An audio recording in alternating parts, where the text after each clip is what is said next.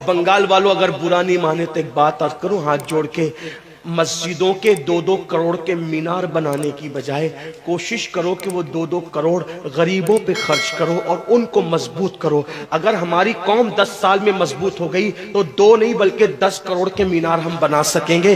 اس لیے میری گزارش ہے جلسوں کے خرچے بھی کم کرو، شادیوں کے خرچے بھی کم کرو اور سب خرچے کم کر کے اپنی قوم کو مضبوط کرو۔ حضور علیہ السلام اسی لیے تشریف لائے تھے تو دیندار بنو، مالدار بنو، اور نمبر 3 ایجوکیشن پہ بہت محنت کرو۔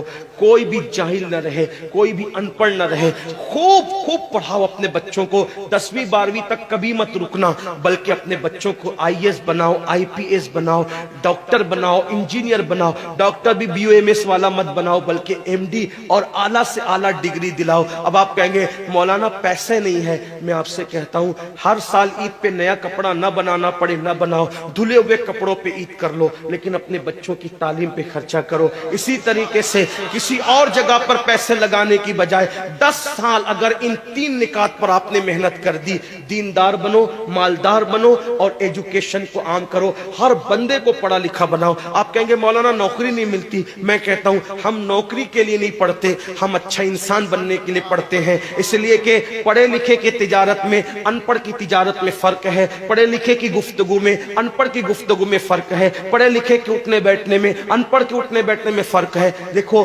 آپ یہ نہیں کہتا ہوں کہ آپ سب ان پڑھو، لیکن ایک بات آپ سے کہتا ہوں محفل میں پڑھے لکھوں کا انداز اور ہوتا ہے، ان پڑھ لوگوں کا انداز اور ہوتا ہے۔ کھانے میں، پینے میں، اٹھنے میں، بیٹھنے میں تعلیم کو عام کرو، دنیا بھی پڑھاؤ، آخرت بھی پڑھاؤ۔ اپنے بچوں کو اتنا علم دو کہ وہ مسلمان رہے، سچے مسلمان رہے، اور اپنی بچیوں کو بھی اتنا علم دو سچی پکی مسلمان رہے، اور اسکول، کالج، یونیورسٹی میں اعلیٰ سے اعلیٰ تعلیم دلاؤ۔ اور یاد رکھنا غربت کا بہانہ مت بناؤ۔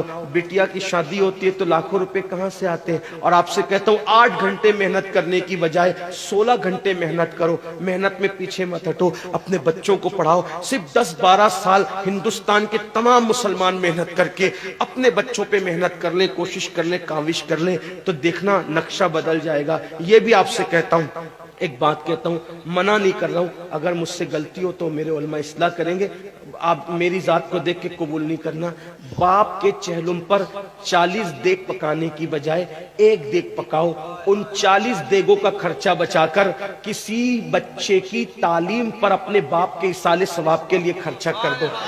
پیر صاحب کے مزار پر 1 لاکھ کی چادر لا کے ڈالنے کی بجائے 100 روپے کی چادر ڈال دو، باقی کے پیسے بچا کر غریبوں کی تعلیم پہ خرچہ کر دو۔ پیر صاحب کے ایصال ثواب کے لیے وہ اس 1 لاکھ کی چادر سے جتنا خوش ہوں گے وہ 100 روپے کی چادر سے بھی اس سے زیادہ خوش ہوں گے، کیونکہ آپ نے کسی کو اٹھا دیا، کسی کو آپ نے ترقی پہ لے گئے۔ ایک بات کہتا ہوں، میرا پیر جنتی ہے تو میرے پیر کو میری 1 لاکھ کی چادر سے کیا غرض، اس کو تو جنت میں اس سے بہتر لباس مل چکا ہے، اس کو تو 1 لاکھ کا اس سے بہتر لباس مل چکا ہے۔ تو یہ باتیں تلخ لگے معاف کرنا، لیکن آپ سے ایک بات کہتا ہوں، رسومات سے نکلو، حقیقتوں کی طرف آؤ، رسومات سے نکلو، سچائیوں کی طرف آؤ۔ ایک دوسرے کو گرانے کی کوشش مت کرو، ایک دوسرے کو اٹھانے کی کوشش کرو، آپس کے جھگڑے ختم کرو۔ تیرا سلسلہ بڑا، میرا سلسلہ بڑا، تیری برادری بڑی، میری برادری بڑی، تیرا پیر بڑا، میرا پیر